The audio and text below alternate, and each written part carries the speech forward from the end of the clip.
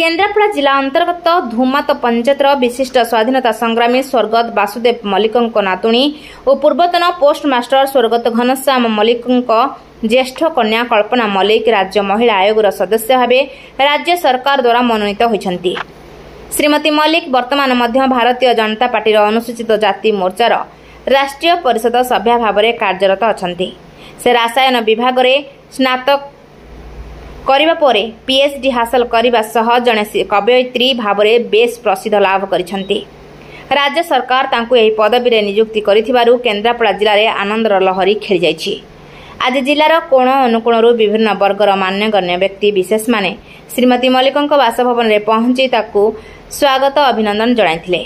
गतकाली आपण महिला कमिशन सदस्य भाव निर्वाचित मनोनीत होइछन्ती ओडिशा सरकार तरफ कोन कहबे?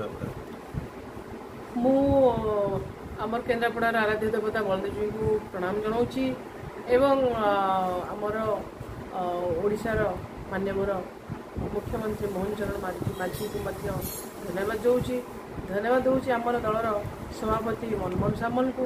धन्यवाद दूँ आमर संगठन मंत्री मनोज भाई को एवं आंतरिक धन्यवाद दूँ आमर केन्द्रापड़ार प्रिय सांसद वैजयंत पंडा महोदय। कौन कहे आसंता दिन में कौन चैलेंज चैलेंज बहुत रही सब केमती कर ठीक ढंग से दोषी दंड पाइब जो महिला मान प्रति जो आक्रमण बढ़ी आक्रोश बढ़ी कमी असमित कर आम निश्चित भाव आईन सम्मत भाव में कार्यानुष्ठान ग्रहण कर। धन्यवाद। केन्द्रापड़ा जिलूर प्रतिनिधि देवाशीष स्वाईं रिपोर्ट प्रया खबर।